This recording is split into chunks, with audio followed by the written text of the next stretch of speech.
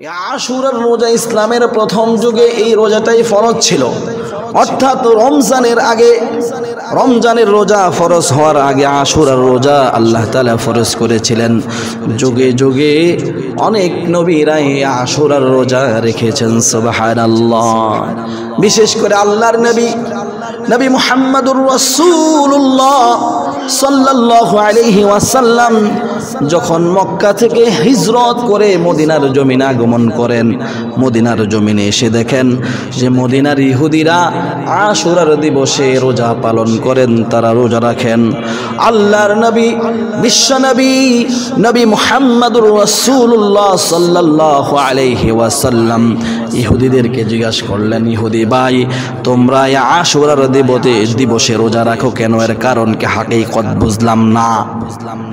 ইহুদি উত্তর দিল, আব্দুল্লাহর বেটা মুহাম্মদ, আশুরার দিবসে আমরা রোজা রাখি এর কারণ হলো আমাদের নবী মুসা কালিমুল্লাহ হযরত মুসা আলাইহিস সালাতু ওয়াস সালাম, ফেরাউন যখন মুসা আলাইহিস সালাতু ওয়াস সালামের উপরে চড়াও হলো, তিনাকে ধাওয়া করলো, ওই নীল নদ লোহিত সাগর পাড়ি দিয়ে মুসা আলাইহিস সালাতু ওয়াস সালাম পার হয়ে গেল।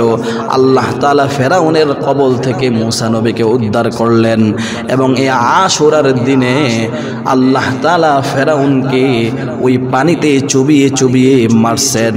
এই জন্য আমরা এর শুকর আদায়ার্থে এই দিনে রোজা রাখি, সুবহানাল্লাহ।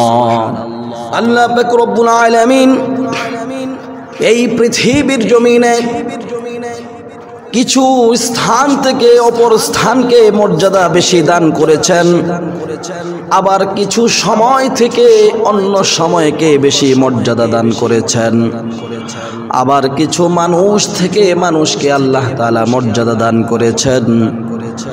আমরা যদি সমাজের মধ্যে লক্ষ্য করি তাহলে আমরা দেখতে পাই অনেক স্থান থেকে অনেক স্থান বেশি দামি। যেই রকম ভাবে তামাম পৃথিবীর জমিনে যত বাড়িঘর রয়েছে তার মাঝে সবচেয়ে দামি ঘর হলো খানায়ে কাবা, বাইতুল্লাহ। স্বাভাবিকভাবে ঘর থেকে মসজিদ উত্তম, আল্লাহর ঘর উত্তম, বেশি দামি। তার মানে বোঝা গেল এক স্থান থেকে আরেক স্থানের বেশি দাম আছে না নাই? বন্ধুগণ আমার, তেমনি ভাবে আমার আল্লাহ তাআলা এক মানুষ থেকে অপর মানুষকে বেশি দামি বানিয়েছেন। যেই রকম ভাবে তামাম দুনিয়ার মাঝে আল্লাহ তাআলা যত নবী রাসূল প্রেরণ করেছেন তার মাঝে সবচাইতে আমার আপনার প্রিয় নবী, বিশ্ব নবী, নবী মুহাম্মদুর রাসূলুল্লাহ সাল্লাল্লাহু আলাইহি ওয়াসাল্লামের দাম অনেক বেশি। এই জন্য তিনাকে বলা হয় ইমামুল মুরসালিন, সাইয়্যিদুল মুরসালিন, সমস্ত নবীদের সরদার, সমস্ত নবীদের ইমাম। ঠিক তেমনি ভাবে দুনিয়ার সাধারণ মানুষ থেকে আল্লাহ তাআলা কিছু মানুষের মর্যাদা দান করেছেন। আল্লাহর নবী বলেন, আল উলামা ওয়ারাসাতুল আম্বিয়া, অর্থাৎ আলেমগণ আমার ওয়ারিস। এবং সাধারণ মানুষ থেকে একজন আলেমের দাম অনেক বেশি। ভিন্ন হাদিসে আল্লাহর নবী বলেন, খায়রুকুম মান তাআল্লামাল কুরআনা ওয়া আল্লামাহু, যেই ব্যক্তি কোরআন হাদিস শিখে এবং অপরকে শেখায় তার দাম অনেক বেশি। বন্ধুগণ আমার, তার মানে বোঝা গেল এক মানুষ থেকে অপর মানুষের দাম বাড়িয়ে দিয়েছেন আমার আল্লাহ। প্রক্ষান্তরে কিছু সময় থেকে সময়ের দাম বেশি। যেই রকম ভাবে আল্লাহ তাআলা যেই দিনে আসমান জমিনকে সৃষ্টি করেছেন, আমার আল্লাহ তাআলা ওই দিন থেকে বছরে 12টি মাস নির্ধারণ করে দিয়েছেন। এই 12টি মাসের মাঝে আবার 4টি মাসের দাম আল্লাহ তাআলার কাছে অনেক বেশি। সূরাতুত তাওবার 36 নম্বর আয়াতে আল্লাহ তাআলা এই কথাটা জানিয়ে দিচ্ছেন। আমার আল্লাহ তাআলা বলেন, ইন্না ইদ্দাতাশ শুহুরি ইনদাল্লাহি 12 শাহরান ফি কিতাবিল্লাহ في كتاب الله يوم خلق السماوات والأرض منها 4 حرم ذلك الدين القيم الله أكبر আমার আল্লাহ তাআলা বলেন আল্লাহ তাআলা বলেন যেদিন আসমান জমিন সৃষ্টি করা হয়েছে সেদিন থেকে আল্লাহ তাআলা বছরে 12টি মাস নির্ধারণ করে দিয়েছেন। তার মাঝে আবার 4টি মাস এমন রয়েছে যে 4টি মাস আল্লাহ তাআলার কাছে অনেক দামি। আল্লাহ বলেন মিনহা 4 হুরুম, এই 12 মাসের মাঝে 4টি মাস যুদ্ধ কলহ দাঙ্গা হাঙ্গামা করা হারাম। যালিকা দ্বীনুল কাইয়্যিম, আর এটাই হলো আল্লাহ তাআলার প্রতিষ্ঠিত দিন, আল্লাহ তাআলার নির্ধারিত দিন। ভাইরা আমার, বন্ধুগণ আমার, এই 4টি মাস কোন মাস? মুফাসসিরিন কেরাম তাফসীরের কিতাবের মাঝে লেখেন এই 4টি মাসের মধ্যে 3টি মাস হলো ধারাবাহিক, এর মাঝে একটি মাস হলো জিলকাদ, আরেকটি মাস হলো জিলহজ, আরেকটি মাস হলো মুহররম। এই 3টি মাস হলো ধারাবাহিক, আরেকটি মাস হলো একটু পৃথক, সেটি হলো রজব মাস। বন্ধুগণ আমার, এই 4টি মাসে পৃথিবীর শুরুলগ্ন থেকে যুদ্ধ কলহ বিবাদ দাঙ্গা হাঙ্গামা ঝগড়া বিবাদ নিষিদ্ধ ছিল, এবং ইসলামের প্রথম যুগেও এই 4 মাসকে সম্মান করা হইতো। সুবহানাল্লাহ। শুধু মুসলমান বইলা কথা না, মুসলমান ছাড়া ভিন্ন ধর্মের যত লোক ছিল জাহিলি যুগেও এই 4টি মাসকে সম্মান করা হইতো। এই 4 মাসে তারা কোনো যুদ্ধ করত না, কোনো দাঙ্গা হাঙ্গামা করত না।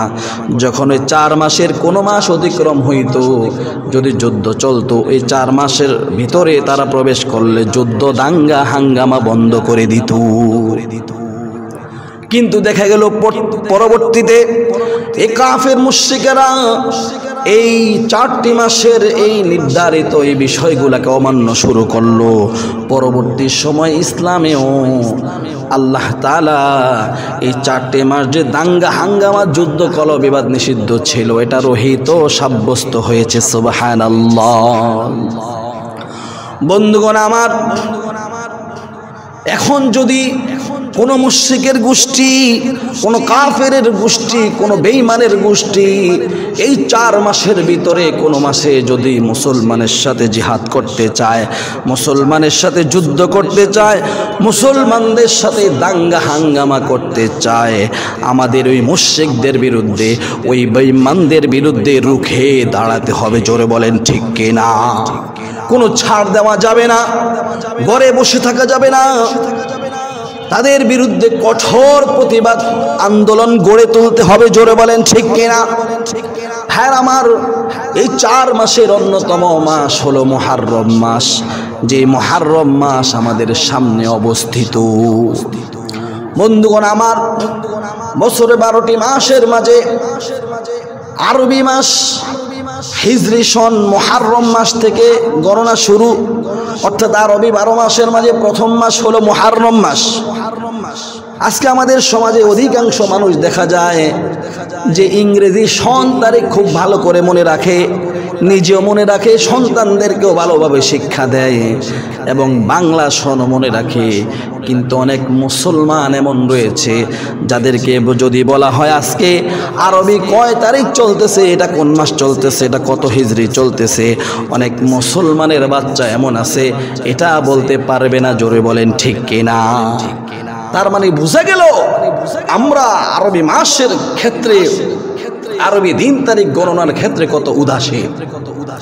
অথচ আরবি মাস গণনা করা, আরবি মাস জেনে রাখা, আরবি দিন তারিখ হিসাব রাখা, এটা ফরজে কিফায়া।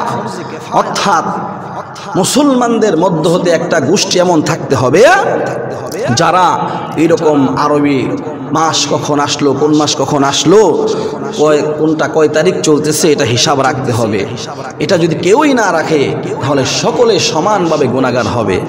তো আলহামদুলিল্লাহ আমাদের বাংলাদেশ মুসলিম কান্ট্রি, আমাদের বাংলাদেশের সরকার একটি হেলাল কমিটি গঠন করেছে, যার মাধ্যমে আমরা এই বিষয়গুলো জানতে পারি যে এটা আরবি কোন মাস চলতেছে, কয় তারিখ চলতেছে এবং কত হিজরি সন চলতেছে। এটা আলহামদুলিল্লাহ এটা আমাদের জন্য নিয়ামত। মাননীয় সরকার মহোদয়কে, রাষ্ট্রপ্রধানকে আমরা ধন্যবাদ জানাই এত সুন্দর একটি হালাল কমিটি গঠন করার জন্য।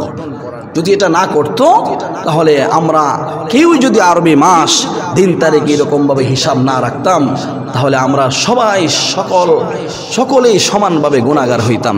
আল্লাহ তাআলা আমাদেরকে এই জাতীয় গুনাহ থেকে হেফাজত করেছেন, এই জন্য আল্লাহর কাছে আমরা শুকর আদায় করি। ভাইয়েরা আমার, আরবি মাস প্রথম মাস হলো মুহররম মাস। এই মুহররম মাসের অনেক দাম। মুহররম মাসের এক অর্থ হলো নিষিদ্ধ, অর্থাৎ এই মাসে যুদ্ধ কল দাঙ্গা হাঙ্গামা নিষিদ্ধ ছিল, যেটা ইতিপূর্বে আলোচনা করা হয়েছে। বন্ধুগণ আমার, এই মুহররম শব্দের আরেক অর্থ হলো মুআজ্জম, মানে সম্মানিত। এই মুহররম মাস আল্লাহ তাআলার কাছে সম্মানিত। ভাইরা আমার, বন্ধুগণ আমার, কেমন সম্মানিত এই মাস! আল্লাহর প্রিয় হাবিব রাসূল করিম সাল্লাল্লাহু আলাইহি ওয়াসাল্লাম বলেন, আফদালুস সিয়ামি বা'দা রমাদান শাহরুল্লাহিল মুহররম।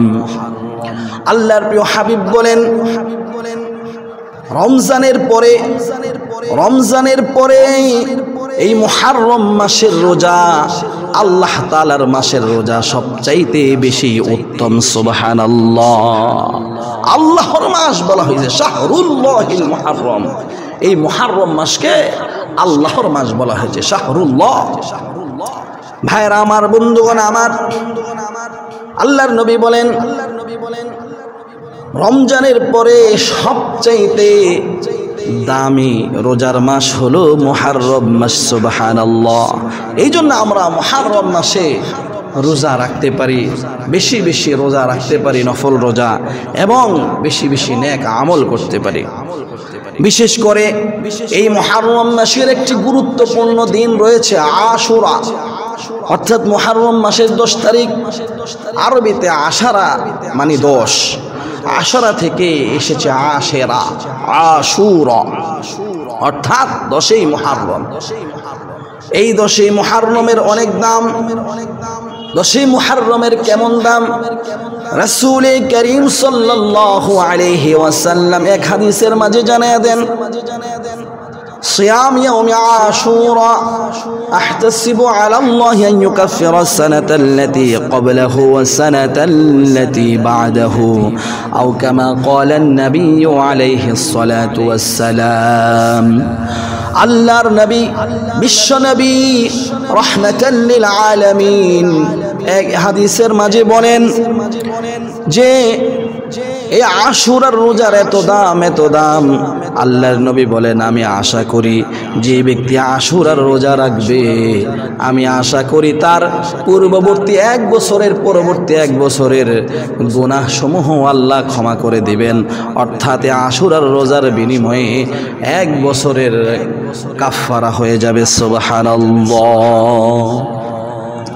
বন্ধুগণ আমার, ভাইরা আমার, আশুরার রোজা ইসলামের প্রথম যুগে এই রোজাটাই ফরজ ছিল, অর্থাৎ রমজানের রোজা ফরজ হওয়ার আগে আশুরার রোজা আল্লাহ তাআলা ফরজ করেছিলেন। যুগে যুগে অনেক নবীরা এই আশুরার রোজা রেখেছেন। সুবহানাল্লাহ! বিশেষ করে আল্লাহর নবী মুহাম্মদুর রাসূলুল্লাহ সাল্লাল্লাহু আলাইহি ওয়াসাল্লাম যখন মক্কা থেকে হিজরত করে মদিনার জমিনে আগমন করেন, মদিনার জমিনে এসে দেখেন যে মদিনার ইহুদিরা আশুরার দিবসে রোজা পালন করেন, তারা রোজা রাখেন।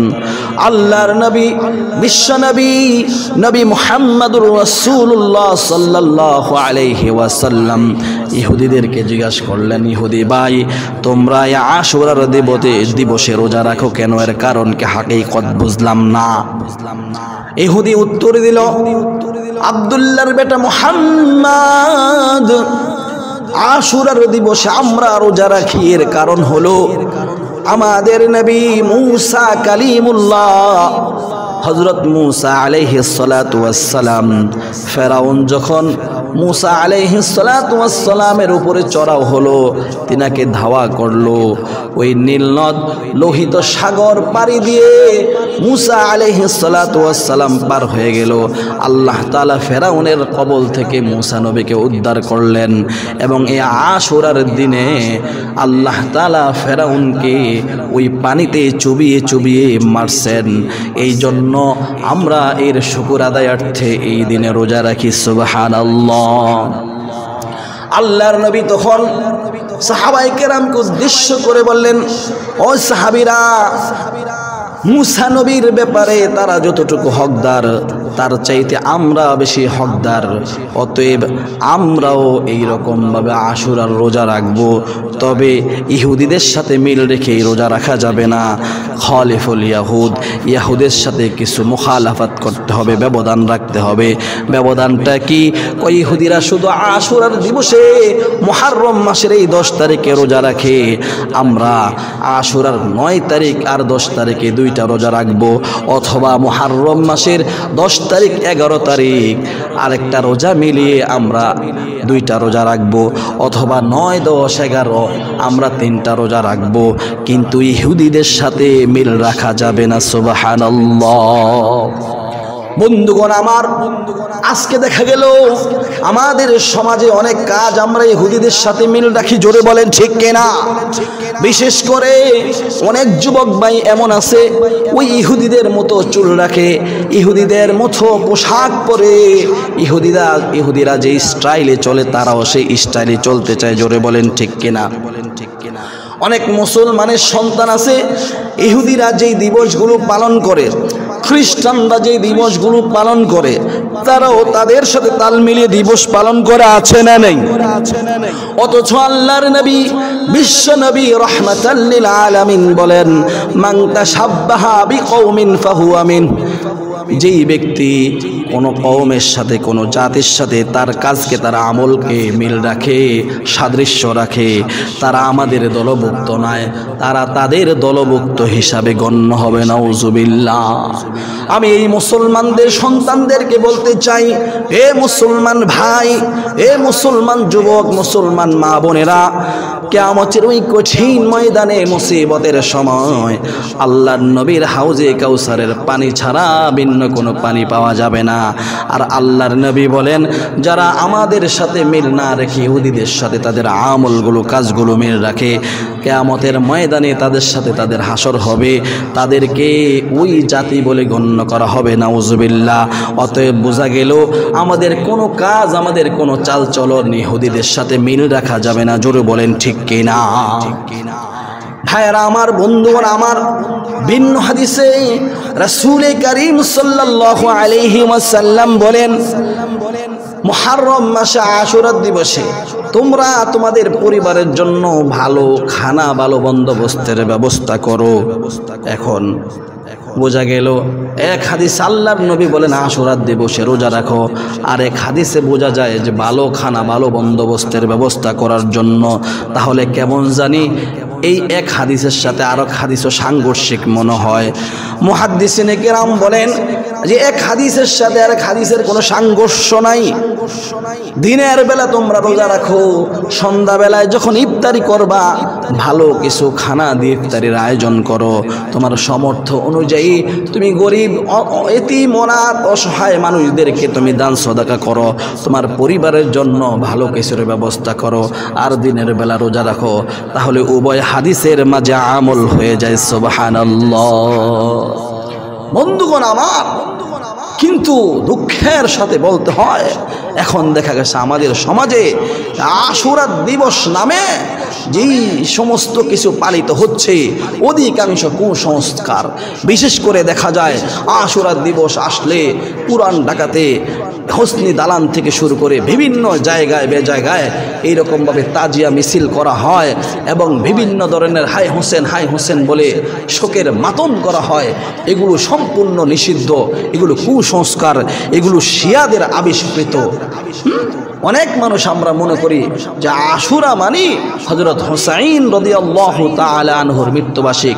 না, বিষয়টা এমন না। হযরত হুসাইন রাদিয়াল্লাহু তাআলা আনহুর এই শাহাদাতের যে করুণ ঘটনা, এটাও আশুরার দিবসে হয়েছে ঠিক, কিন্তু আশুরার ফজিলত আরো বহু আগ থেকে।